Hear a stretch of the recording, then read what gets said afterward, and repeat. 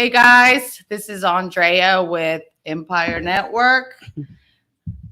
And we have also Cristina. And we have a special guest in the house today, Mr. Omar.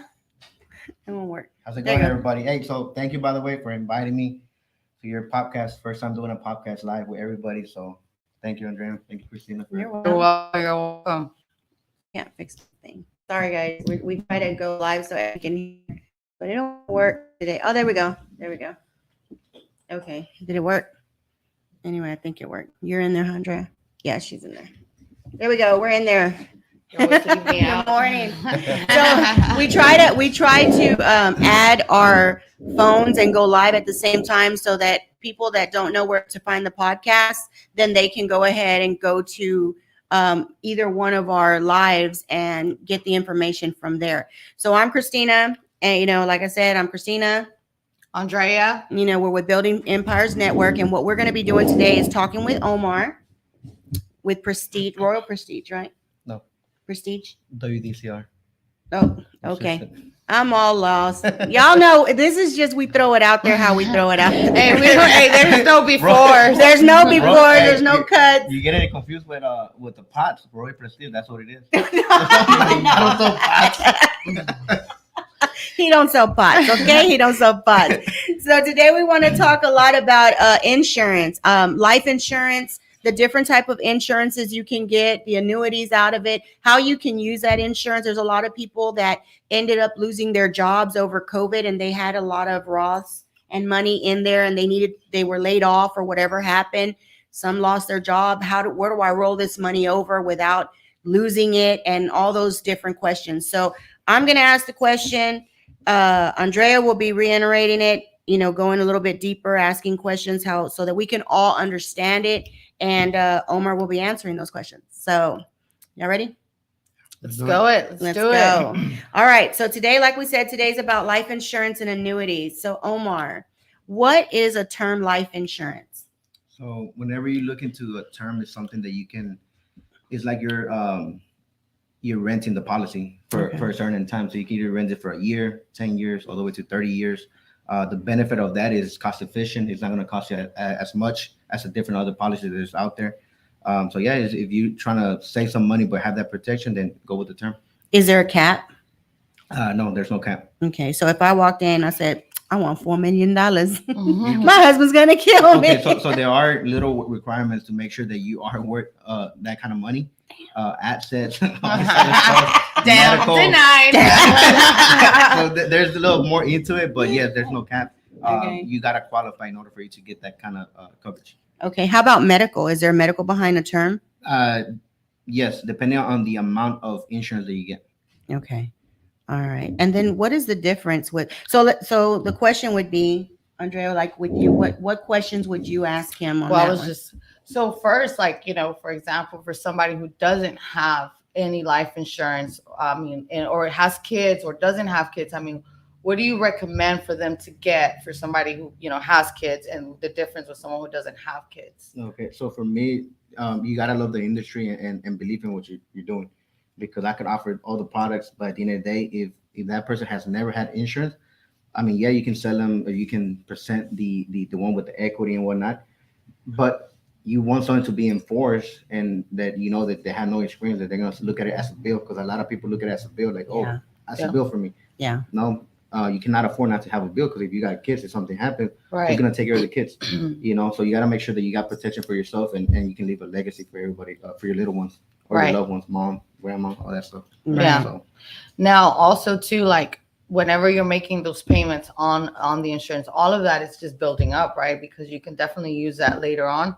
So that's a different kind of policy. That's the one that you can actually, it's not a term. There's whole life, there's index account, there's different other policies out there. And those, once you start paying into it, depending if you want to overfund it, or as long as you fund it correctly, you can build equity and you can borrow money from it in the future.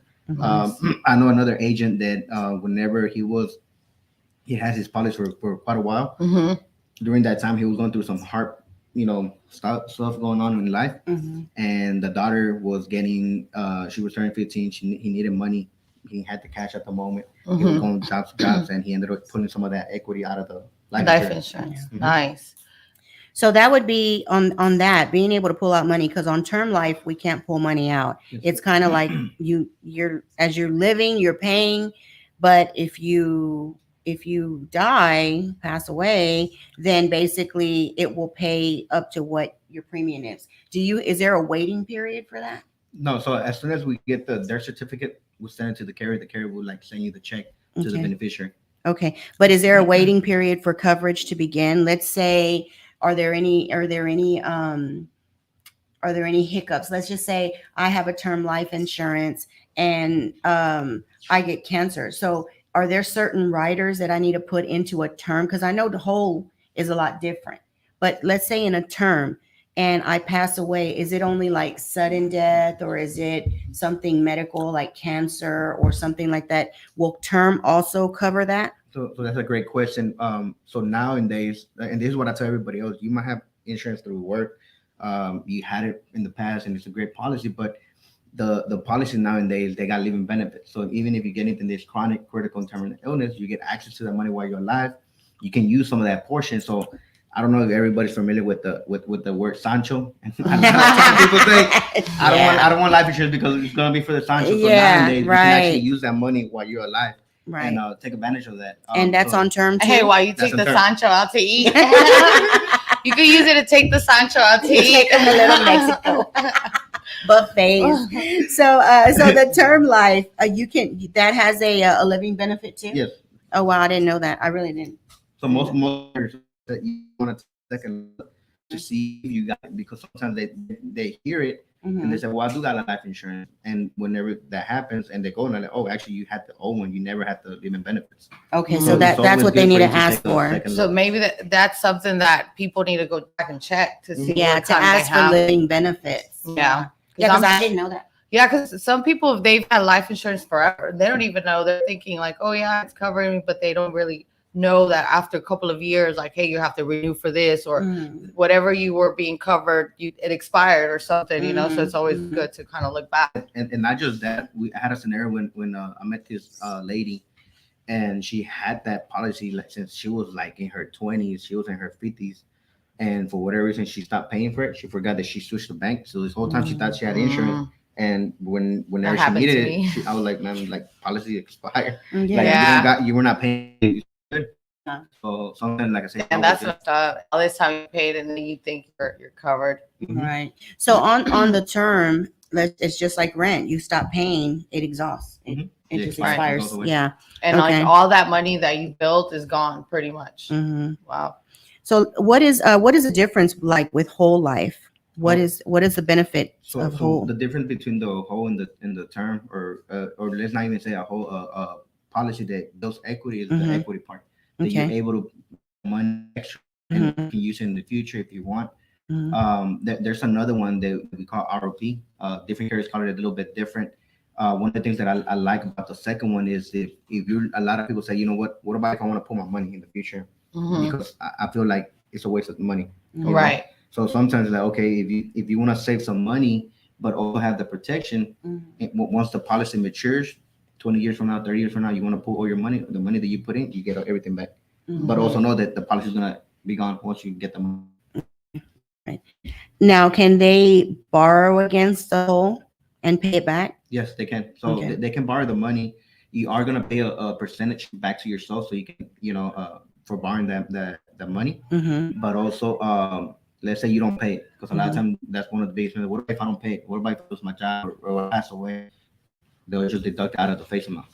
Okay. All right. So that's good. You have questions, Andrea? Yeah. Now, what if like you have, you want to use your money towards some kind of, repairs, or maybe you have a house and you're like, hey, I have money just sitting here.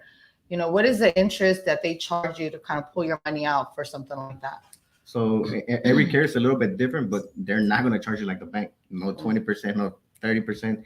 They are going to charge you a percentage, maybe 3-5%, to borrow that money. And that money you can do what you want. Nice. So, if someone has equity in there and they want to lend the money out and they're getting it for 3%, they can charge whatever they want. They can do whatever they want with their money. Yeah. So it's like you bank on yourself. You bank on yourself. Yeah. So if you guys have equity just sitting there, I mean, that's money that's, sitting there that you can make money off of. Yeah. you're And right. some people that are in business, little small business, big business, sometimes the small businesses get hurt. I mean, get hit higher than the big businesses. The big businesses know how to write off a lot of things. They start insurance policies like this. Is there a maximum of policies you can have? No, you can have as many as you want, as long as you're able to prove that you're growing. Yeah. You know, That because you're maybe, worth that. yeah, maybe I'm a 18-year-old, I barely got a job. I just got $100,000 policy. I just started another career. My income increased. I got kids, you know, so my value started increasing. So another thing that I look at it whenever you give yourself that coverage, Mhm. look at it as a lot of times you're like, hey, I don't even know what I'm worth.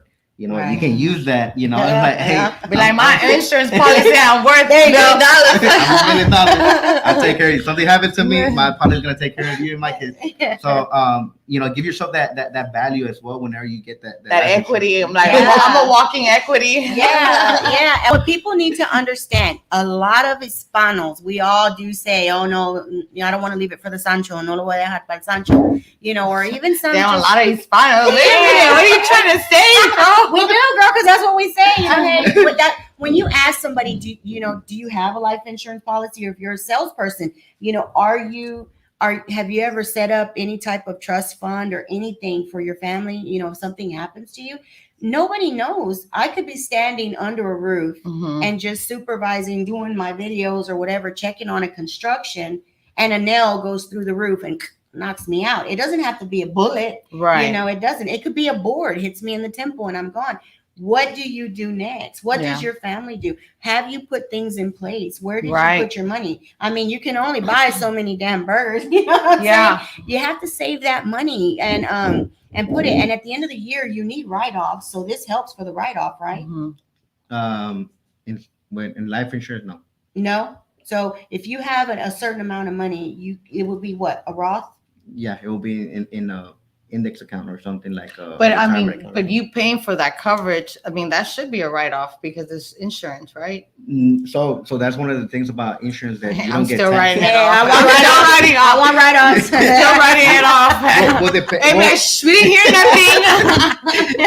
If you're like the business owner, you're insuring your employees, then yeah. But if it's your own, I see. Okay, as a business, right? Okay, well, that makes sense. That makes sense. Okay, I was gonna say, hey, let's getting covered today. I know, right?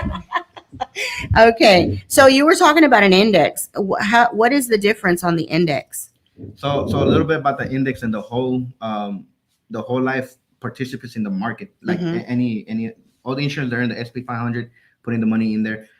When it comes to the whole life, you know, it gains the equity part, but it also it takes a downfall as well. With the index account, it's a little bit more, so you lose your equity.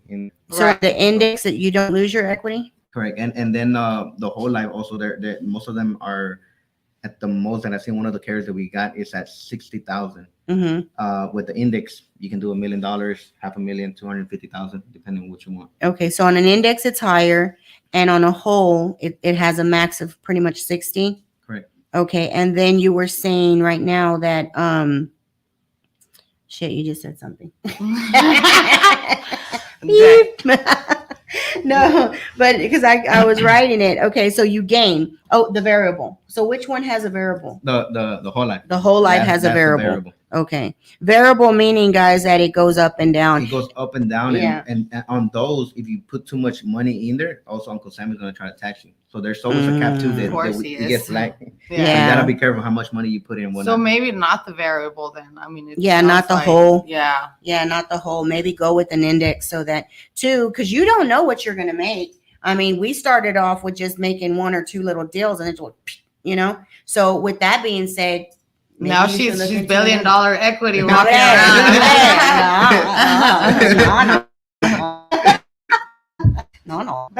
No. So that's good to know, because then you know the difference. We've got term. Oh, term has cash value or no? No, it doesn't. Okay, no cash value. All right. So the only one that has cash value is going to be a whole. Can you borrow against an index? You can. You can. Okay. So a whole has, you know, what you is an index? Index account is basically an account that you can build the equity and it's protected. as well. Okay. So a lot of times people, and I get this a lot from people that like to invest in stocks. Okay. I make 30-50% on putting on stocks, and I don't make X amount of money. Right. Yeah, but it's not guaranteed, but they forget to mention that also that X amount of money or percentage can go down. Right. The index account, there's depending on what you get and where you put it at, there's a cap, 0% cap, that meaning that you won't go negative. Oh, no. So So it's there's kinda like a like a fix. stopwatch, right? Yeah. So it's kind of like, hey, if it's dropping this way, it'll stop it. But what about if it goes up? If it goes up, so let's say the cap for them, let's say I think one of the ones that we got is about 18%. Wow. So even if the market is doing really great and they're making 30%, you're not making no more than 18%. Dang. Oh, Can you do it on the one where it goes negative? so one of the things I like to do is like, well, if you really love, I know you can, you Omar. do have. Yeah, you can. Omar, I know you can do it. Do it for us. So I usually recommend, if you like to put the money in there and you want to make sure that it grows, but you don't want to lose all of it, put 50 in an account and put the other 50. I don't want to lose any of it. What you mean you don't lose all of it? Okay. Yeah. So on these, we can structure our own payback and how we want to pay it back, right? Yes. Okay. And that's on the whole and the index? Correct. Okay. So we have payback at a percentage. We write the percentage. So it's like we're our own bank. We bank on ourselves. Yeah, that would be between you and the carrier. Me and the carrier. Yeah, depending the amount and everything, then there's something that they will. I guess I can talk about it, Okay. and they'll tell you, hey, you can pay yourself back at this amount, Okay. so it can be paid off. Okay. All right. So my next question is, we know that a lot of people work and then they have their 401ks and their IRAs and all that stuff. Can you explain to some people that have it, what is an IRA? No fue pedo, güey, me moví. I didn't fart, guys. It's like- I moved. It went, I saw something. No. She's getting the bubble Oh, guts. man. No, because we were talking about that earlier. Like, She's nervous. She has to use the restroom. It's okay, Cristina. Now. If we see Omar passing out a little bit, we'll know why. Oh, man, I'm telling you, things always happen. So what is a Hey, things come 401? out of nowhere these days. They don't even ask for permission. They don't give you a warning no more. But you're in the middle. Does it- Hey, like, is this covered too? Oh my Anything can happen. Christina killed Omar. Oh Oh, man. man. So what is a 401? So a 401k is the same thing as a well, it's not the same, but it's a retirement account like a 403b, a pension. There's other retirement accounts out there, but also they are in the stock. So meaning that a lot of people. So I had a client that a couple years back, he had close to 400,000. He was working for this company for over 20 years.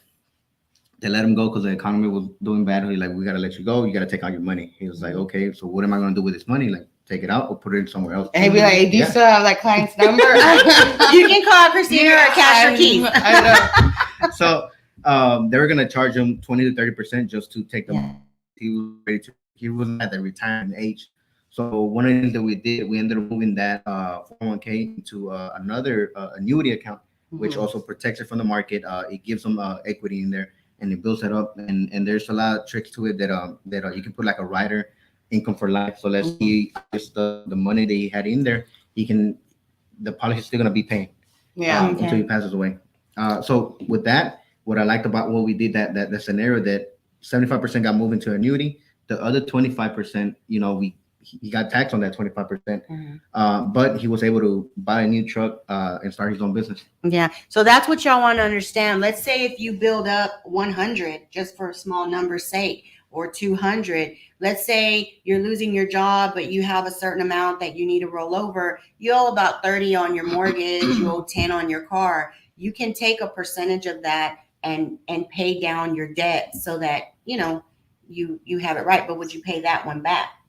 That one, no, you don't gotta pay it back. Okay. But you don't get taxed on it either? No, you get You taxed. get taxed. You because get pay the yeah, you tax get to take it taxed. out. Now, on weren't that. they saying like right now because of COVID, sorry, you were able to pull your 401k out and not get taxed? Yeah. Is that still the thing or no? That's some certain companies, because a lot of people were doing that during that Mhm. time. They were taking it out like, well, what am I going to do? Let me put my money somewhere else.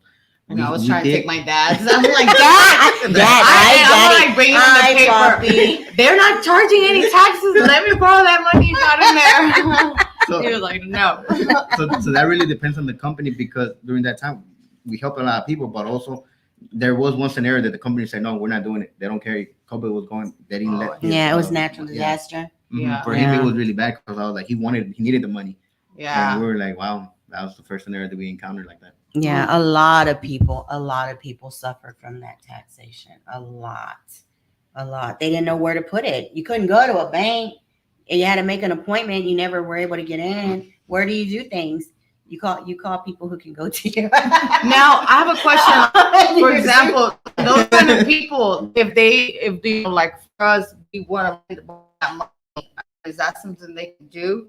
Can they put it towards some like real estate investors? Yeah, they can. So like I said, once they pull it out, Uncle Sam's gonna charge them the percentage. They're gonna charge, depending if they're ready to retire, then most likely they won't get taxed. But if they are, they're gonna get taxed, and they can do whatever they want. But now, if you put it in 401k and you move it to an IRA and you pull it out, do you still get taxed? Yes. So whenever we do an application, it does have all those questions too, like how fast are you gonna pull your money?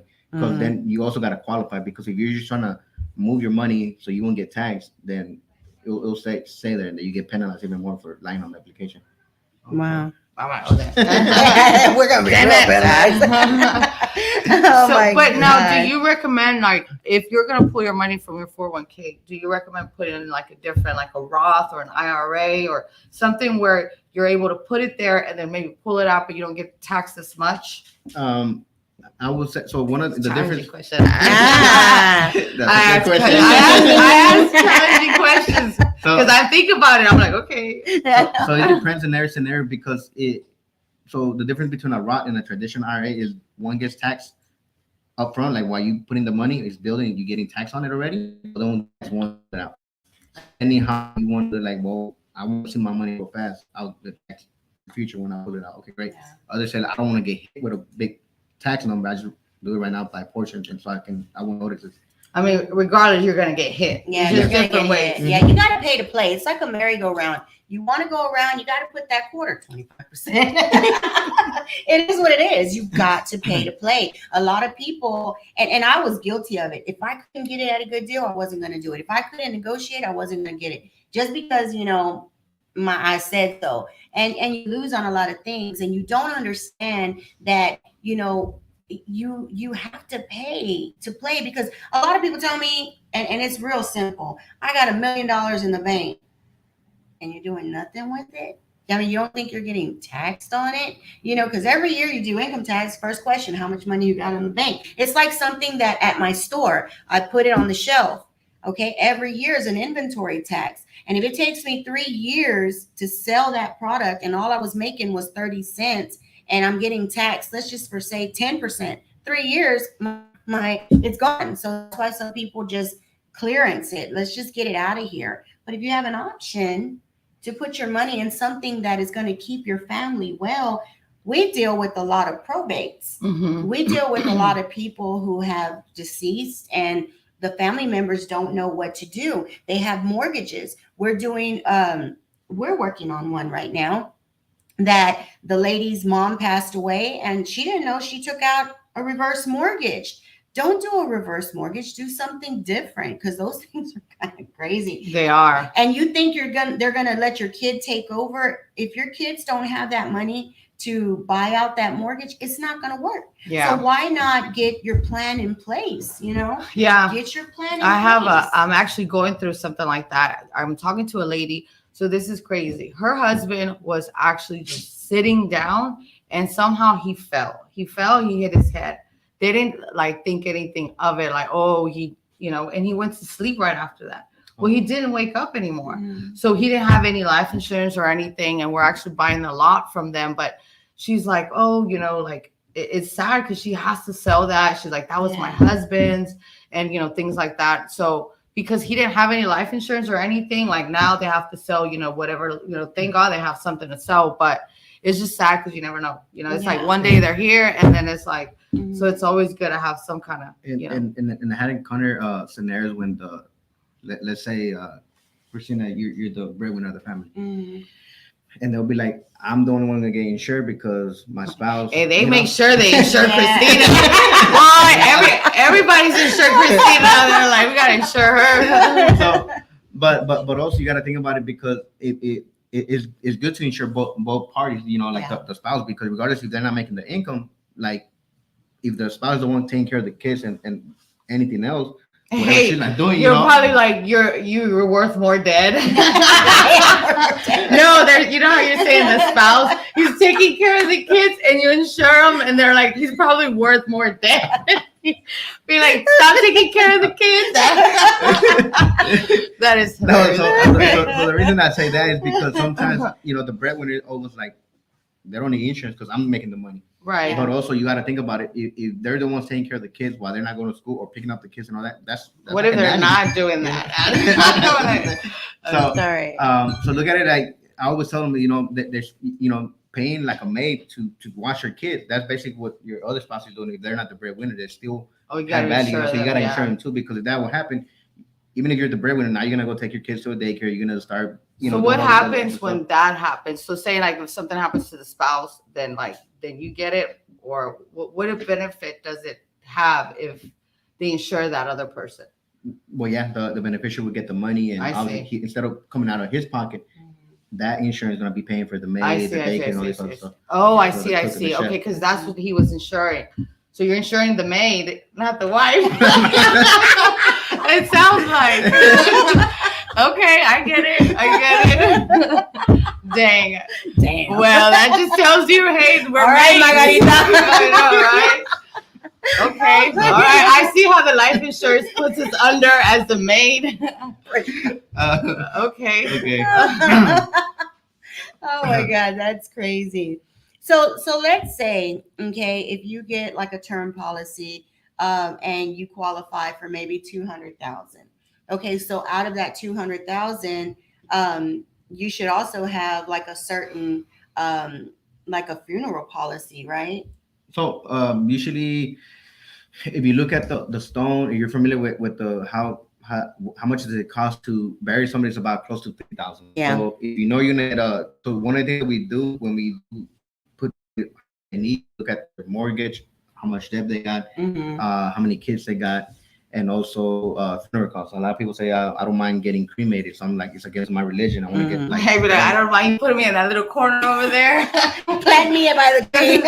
Just put me under the tree. That's all right. I already told my kids, people, they're going to buy a little plant and they're going to put all the little dust in there. I'm going to live forever. I'll be like, hey, they're like 50,000. I'm like, dude, I got a 10,000 budget. What can you hear? Where can you place it? I'll go into the tree. I'm okay with that. we need to start wholesaling lots. Be like, hey, you can just put me right in the entrance right there. I ain't even using that spot. Dang. Oh, shit. Hey, be like, why is Cristina right in the front of the cemetery? Hey, she's gonna be in the street, half street, half. Don't worry. Nobody comes. I don't even need to use the parking lot. Hey, that must have been the 10,000 plan. Oh man, that's how that's a bad one. I know. Hey, don't even mention the 5,000. They don't even bury it. They just throw it in the trash. What is this? They're like, oh, that is hilarious. You're so bad. I know. Wait, sir, but we're serious though. We're negotiators. We were talking about it. I was like, oh, just cremate me and plant me. Hey, they're like 50, but like meet me in the middle, 20. I think my one daughter-in-law, Abby, will be happy to do it. Put me in the forest. Right. There, bitch, grow. Put her in the plants. I was like, go ahead in the cemetery. Like, you said you want to be by the ocean. Hey, by the ocean, meeting a charco. Yeah, charco de agua. Girl, we need to stop. Let's get back. Oh, it is what we say, people. We're not here to we want to give valid information, but you really want to just hear it at a rate where we're just kind of kicking the shit around a barbecue, and we're just talking about things. That's kind of how we want to bring it to you. You're going to remember, believe me, you're going to remember if you don't watch it again. But seriously. Hey, remember not to get the 10,000 plan. Like, oh my God. There y'all go. Y'all say y'all never see me laugh right there. Shit. Okay. So one of the things is we were also talking about that, so we need to probably look into when we get either the term or the whole or whatever, but also have a certain rider. So will that rider go into one of these plans, or do you think we should go to like one of the cemeteries and have it all set up already? So with that, you want to put like a will in place, because also so let's say you want to leave the money to your kids. If they're underage, you're going to go to the actual guardian, whoever's going to take care of the kids. Okay. So same thing, you got to put a will in order for them to know where to put the money. How to distribute it. And also, if you don't want to get thrown in charco. Yeah. Hey, make sure you leave enough for yourself too. Be like, the kids are like, you didn't say nothing about us for his funeral. Okay. Love, right? All right. You gotta leave your love, shit. Damn, that's sad. It's like you die and you didn't even leave anything for yourself. It's like, what the heck? I didn't even get my pink box. I didn't even get a casket. They just threw me in there. But the world will never know. Right? Oh my God. I said, Mom will never know. Mom will never know. Wait a minute. Okay. Hey, they're gonna look at the box and be like, wait, I think we buried the wrong box. He's still over there. Oh my God. Okay. All right. So in a will, wills can change at any time. By the person who created it. Okay. But would that have to be reported to the insurance company? Because do they have one certain one reported? So they will have the power of attorney, so they can do. Now, if you're if you're married, can your wife or your husband change a will that you did? No, just you. Just the person who created, even as a beneficiary. So let's say, so one of the things that you also gotta know is, let's say you're married, your husband is the beneficiary.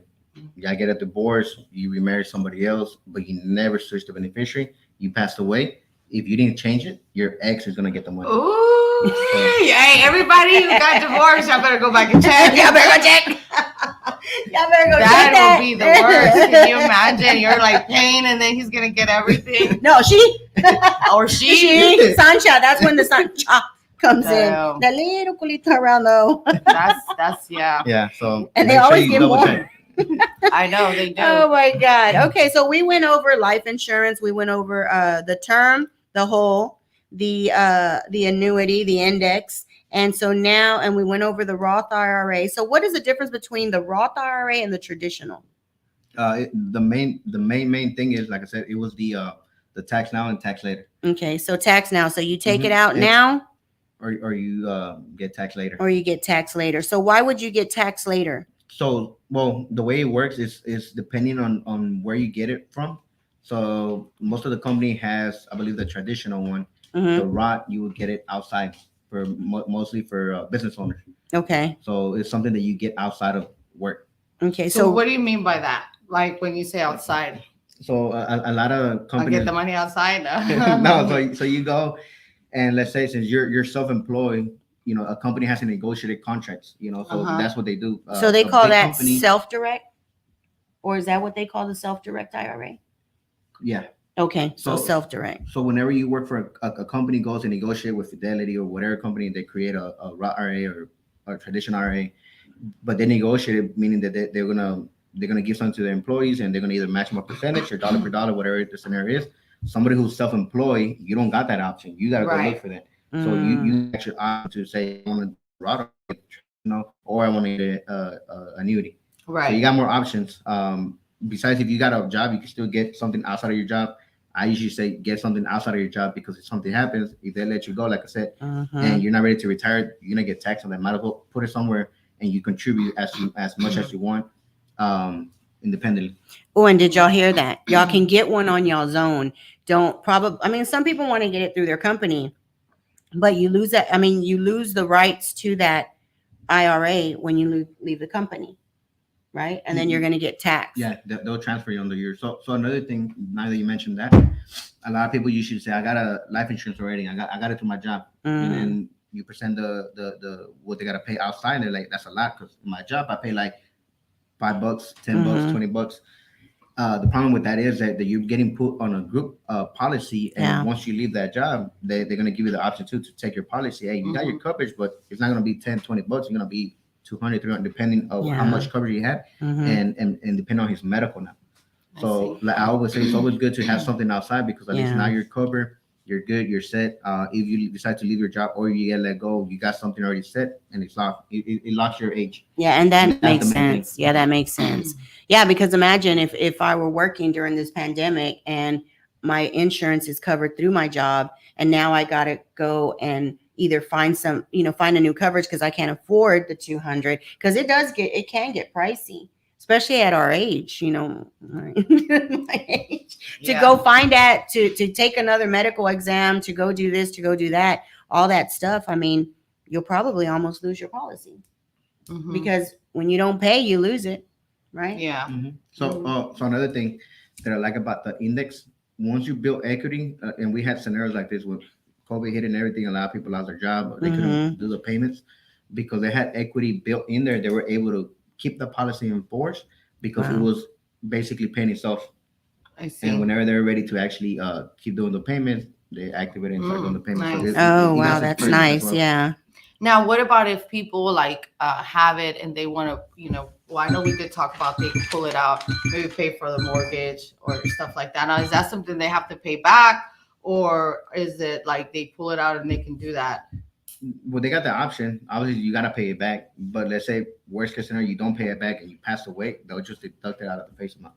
Okay. And that's on the index. Well, on both. Yeah, well, index, so that's the only one that you can borrow. That you can borrow from. Okay. That's interesting. That's interesting. So term, it expires when it expires. When it terminates when it expires. You don't pay, it's gone. Away, you get it, it's over. You don't have to keep paying. Whole life, they can continue paying, right? Until it's. So the whole life has a cap as well. So there's a certain time that you're going to be paying for it because the amount is not as big. So you might even pay for like in 10, 20 years. Once you pay it off, then you should be good. Okay. The annuity is a little bit different because the face value is a lot bigger. So there's more time you got to pay in order to put that equity and make it as a permanent policy that you won't lose. Right. And when I met Omar, I literally talked to them. We had a couple of things going through, but my conversation was, you have that right as a business owner to gift your children money. And so with that, it was like, well, you don't want to just gift anyone, you want to make sure that it's an actual savings plan. So that's something that we were talking about. Okay. So I got 8 grandkids. So let's say I have to go. You gotta go. So I do 5,000 each grandkid, and it can go into and that would go into an index, right? No, so yeah. Say right. Yes. No, so okay, so one of the things, so for my kids, because I got a 1-year-old, a 2-year-old, 5-year-old, and some teenagers, 2 teenagers. Oh, yeah, life insurance ain't cheap. So the way that I look at it is, I want them to be responsible and have their own policy once they hit a certain age, at 18. The money that they're building for the equity, one of the things I tell them, like, if you want to go to college and take the route, you have a good equity amount that you can pull and use it for that. But I do want you to start your own policy at that age, and you'll be the owner of it. My daughter just turned 18. I need to get her to start her own policy. That, and also if they want to, what's one of the things once you're 18, 17, you want to get a new car, hey, cash out your policy, you're working now, pay your own policy and use that for that. Or if you're moving out of state because you're going somewhere different because of your career, then you're able to pull that money. So at least even as a parent, let's say you don't have the money at the moment, but because you're making sure that they're protected, that in the future they can actually benefit them, that they can use a big chunk and go on with their life. Now, how soon, like for example, my daughter's 18. If I get her a policy, how soon is she able to pull that money out? Depending how much she wants to fund, because everything has to do how much she funds on the policy correctly to mature the policy, to make sure that there's equity in there, because there's also fees if you try to pull the money before it's like matured. a certain. So it's like You have to at least have it for like a year or so. Mhm. A little bit more than that. Damn, I wanted to pull equity right away. I was hoping. I was like 6 months. We're pulling that equity. So there's some fee to it whenever you pull, like I said, but like you also gotta make sure that you got enough equity in there before you do it, because you can With lose the your policy. fees, yeah. So you want to make sure that you have enough money to pull. Like I say, if you overfund it like a lot, then most likely there's other ways, but like that's something that you got to go through and see the illustration, how it's going to benefit you. Okay. Yeah, because like I said, anything can happen. Let's just say, yeah, I got a whole bunch of stuff, a whole bunch of properties, a whole bunch of. That's not going to hit my that's not going to hit my grandkids. If something happens to me now and I truly want something for my grandkids' future, then I want to put something like this that has equity in it, pays itself off, even after I'm gone. So let's say Sophia turns 20 and she wants to go to college and she wants to buy a house and she wants to buy a car. Let's just say if I'm not here, it can still get done. Grandma still did it. Hey, grandma still got her that car. She didn't want to get her. They waited for Cristina to die. Like, Mom, can I get that car now? And that's just a way of saying, nobody misused the money. Nobody, took it. It's just up to her when she's old, when she's 20, 21, take it out. This is how you can use it. If you graduate at 18, but graduate at 21, Now, can you also graduate at 27. You could also do like a will where you're like, hey, I'm only giving them a certain percentage every month, which that's what I'm gonna do. Yeah, but see, you got to think though. Sorry, you got to think though. Like with COVID, let's say I have all these properties and I'm collecting 10, 15,000, even 30 from another property. I wasn't collecting that 30 for a year, and what are your kids gonna do? Yeah, lose it. So you want to have something insured. And believe me, because it was a pandemic, my insurance didn't pay. They had every reason not to. They were like, they were making they're like, pull your equity out. Yeah, there you go. Yeah, pull your equity out. Yeah, and that's what a lot of landlords were running to. Yeah, but some are new landlords that they took out new loans, so they didn't have. You know what I'm saying? That equity in it to pull out. Yeah. I bought mine in the days of cotton. So I've had, think about it. From 1990 to now, those properties are paid. And what I paid back then, and like I was telling you the last time, I have receipts for my properties right there on Polk. The rents there are $1,000 for 1 bedrooms now. People were paying $156 and crying about it. I've got rents for the ones right there on in Trent Garden, 7726.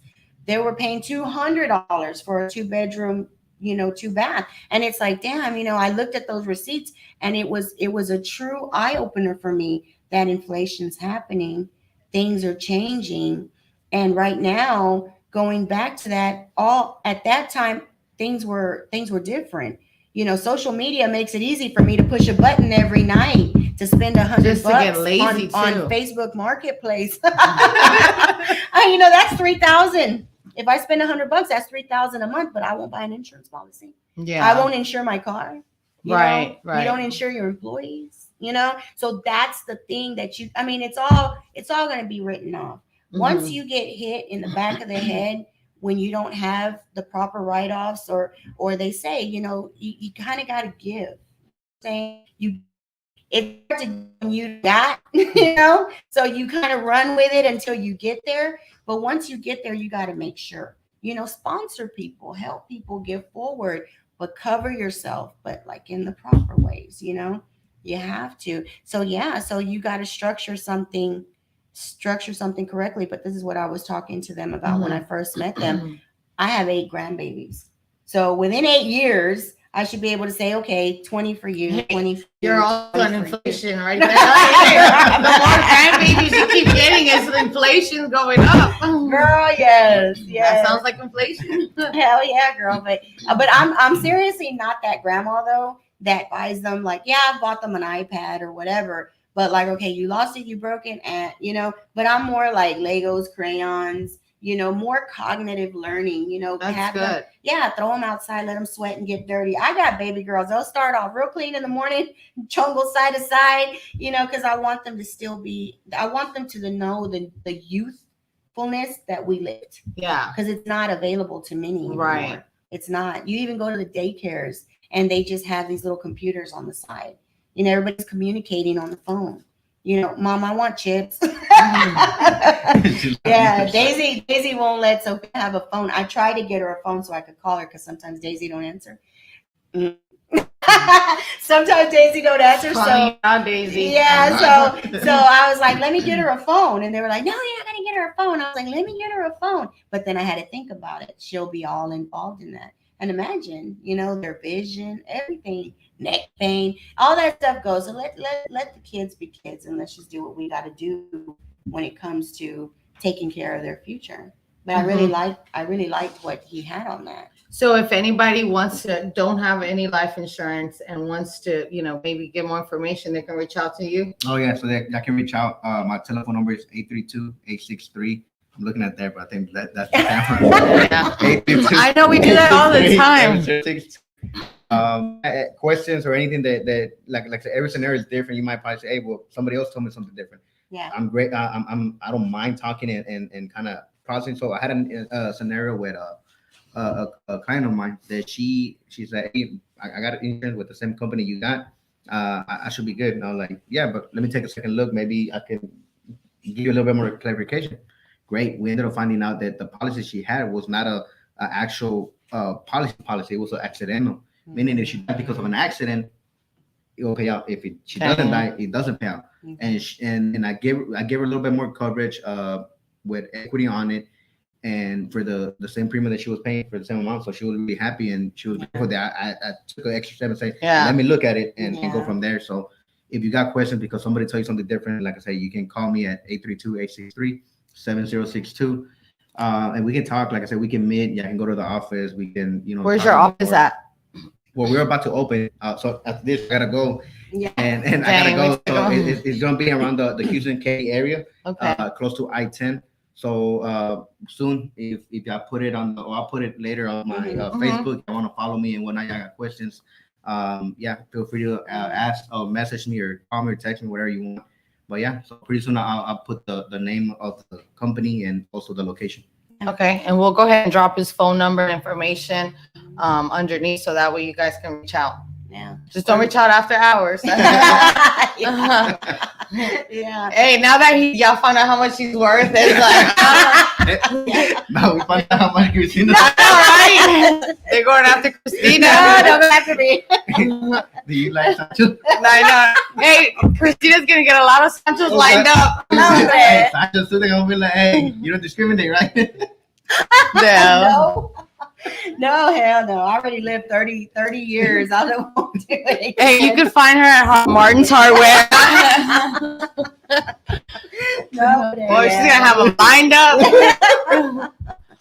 All right, guys. So today I got all my notes. Okay, so I know y'all got a lot of information. I asked a lot of questions, so we brought the information and the answers to you. Y'all have questions, you can reach out to Omar at 832-863-7062. Yeah, and next week Andrea and I are going to be talking real clear, real hard on title and probates and what else? Foreclosures. So we're going to hit hard on that. So it's going to be me and her next Wednesday. And so we're going to be talking about that. And remember, if y'all want to go ahead and start putting y'all's life in place, getting things ready. We were not expecting this pandemic. A lot of things happen. And so it's kind of time. If you're young, definitely go for it.